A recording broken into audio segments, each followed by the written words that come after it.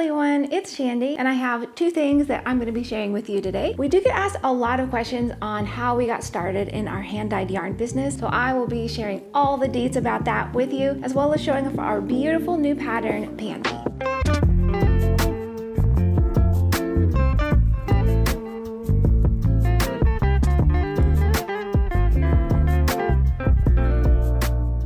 Let's talk about this gorgeous new pattern first. This is the Panty Camisol by Kayla Baldwin. And I know every time that we release tanks or tees, they're always so popular because they're just so wearable. You can wear this as is over a skirt or some jeans and you're gonna look too adorable for words. You can also layer it under a light jacket or even a cardigan. So no matter what, you're gonna be cool, casual, and comfortable. Another thing that I really love about this tank is that it's designed for the adventurous beginner. So you get the delight of making a wearable garment, which is just so soul satisfying, but you don't have to worry about sleeves or fancy body shaping or a fancy yoke. And the front and the back neckline are the same. So once you make the front, you are good to make the back. So if you are newer to garment knitting, but you're wanting to dip your toes into the world of making your own clothes, I say give this one a try. To make this beautiful top, you're gonna start by working in the round up to the armhole, and then you're gonna work flat to finish the piece. You're gonna start here with some ribbing, and then you're gonna work this gorgeous feature of the design, this beautiful floral motif. I really love these subtle lacy stitches. Then you're gonna continue on with stockinette stitch up to the armhole. Then you're gonna separate out for the shoulders and you're gonna work those flat both on the front as well as on the back, and then join them at the top with Kitchener stitch. We do have tutorials on how to work the Kitchener stitch if you would like to check those out. It's a really cool technique that creates an invisible seam where the pieces meet. The pattern is quite lovely and pretty easy to work, and I really do love how the hand-dyed yarn creates all these little subtle variations of color. Speaking of yarn, we used our Beauty from Ashes sincere sock yarn to make this. It's dreamily soft and it's wonderful for garments and accessories. This color is meant to remind you that beauty truly can come from devastation, which is something that I need reminded of from time to time. And I would love to give away 5 skeins of this beautiful yarn. If you would like to enter, just make sure that you're subscribed to our YouTube channel and leave a comment below with the word beauty. As always, you can head on over to expressionfiberarts.com to download the pattern and get the yarn. And while you're there, be sure to sign up for email and text updates for weekly free knit and crochet patterns. And now I would love to tell you the real reason I started a hand-dyed yarn business, because it truly came out of desperation and despair. It truly is a beauty from ashes story. Rewind about 16 years ago,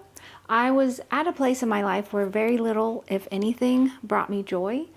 I remember thinking that life felt like a cheese grater on my forehead. Although I had crocheted since I was little, I hadn't yet taken up knitting.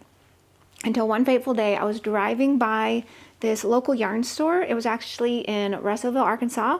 Knit Two Together. Hi, Stephanie. And the window display was the most magical thing I think I had ever seen. It had like little sheep and these big balls of yarn. It was so beautiful. And so I went in and it was the most incredible thing. My entire life changed. It was a whole store full of amazing, luxurious yarns. So I bought a whole bag full and I went home and I taught myself to knit. It took me to a whole other level of joy and tranquility that I hadn't experienced in years. I was rapturous until one day I had a free day and I decided to settle in, put the TV on, and knit for 10 hours straight using stiff yarn, very grippy needles, and a really tight gauge. And therein lied my devastation and my salvation. I just didn't know it at the time. My hands and arms seized up with the most horrible icy hot pain like I had never known. I didn't even know that this was a thing. I could hardly move my hands and arms for weeks. I could barely type for work, and I definitely couldn't knit or crochet. I was devastated. And so in my darkness and despair, I rose like a phoenix and I decided, if I can't knit or crochet right now, I'm gonna at least do something in the fiber world. So I decided to start dyeing my own yarn. And so I didn't know what I was doing. I just bought all the supplies and just started slinging. I didn't even really know what I was doing, but I was absolutely loving it. And I started spinning my own yarn, dyeing roving. I was just having a blast. I was loving every minute of it. And then a few years later, I was newly divorced and I had moved back to Alaska, North Pole, Alaska, and I was living with my brother and my sister-in-law. And let's just say I needed to get my life together. I did not even know what I was doing with my life. And I remember sitting there on a bright, beautiful, sunny, summer Alaskan day. The sun was shining in my face, and I asked myself the question, what would I do with the rest of my life if money were no object? And boom, I just knew. I just knew I wanted a hand-dyed yarn company. It just all came to me in like this vision. I imagined living in the South, and I had a studio with these big, beautiful windows and this amazing team of people that I got to work with. I didn't know how. I didn't know what I was doing. I was completely petrified. I was terrified. I didn't think I could do it. I didn't even know how to get started. And I was just convinced that I was going to starve to death and freeze to death in a ditch because I wasn't going to be able to get my life together. But you know what I did? I just started. I just took one step and then another and then another and then another. It's almost like you have to just walk in blind faith, not knowing exactly what you're doing or where you're going, but holding your vision and trusting that things will work out as they're meant to. And it just blows my mind because here we are 14 years later and everything in that vision came true. It just gives me chills. It's so wild. My husband Tim joined me. We moved south to Charlotte, North Carolina, which we love so much, and it's our home now. And we literally have an amazing team of people that we get to work with, and we have a studio with big, beautiful windows. And so people ask us all the time, how can you start a business? Is it even a viable thing in this day and age? How do you even get started? What does that look like? I do not know everything. Absolutely do not. And we have had our fair share of challenges that have pushed us and helped us to grow.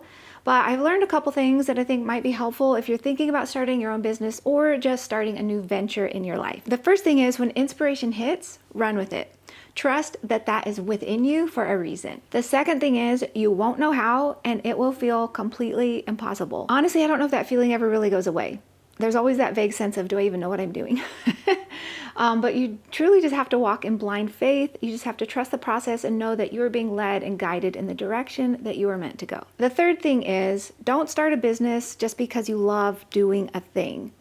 Start a business if you love or want to learn business. So if you're excellent at making apple pies, that's cool. That doesn't necessarily mean that you need to start an apple pie business, because once you turn it into a business, you're not really going to be spending as much time making the thing or doing the thing. You're going to be running your business. So you're going to be answering emails. You're going to be hiring and managing people. You're going to be marketing. You're going to be doing legal stuff, administration, all of that kind of thing. 4, you might think that this thing has already been done.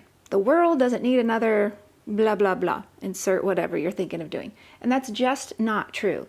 All you need to do is find a viable product that you can sell or a service that you can offer and put your own spin on it, because no one has done it the way that you are going to do it. So you're creating something new. And that leads me into the 5th thing.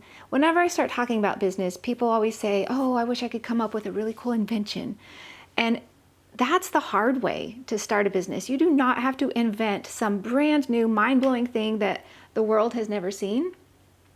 You can put just a fresh spin on something that people use every day. So a really cool new toilet paper, or funky socks, or I don't know, carrots. Like, I don't know, just something like a unique spin on a product that people need and use every day. And the 6th thing is you are never going to feel ready. The timing is never going to feel right, and you're going to think you don't have enough time.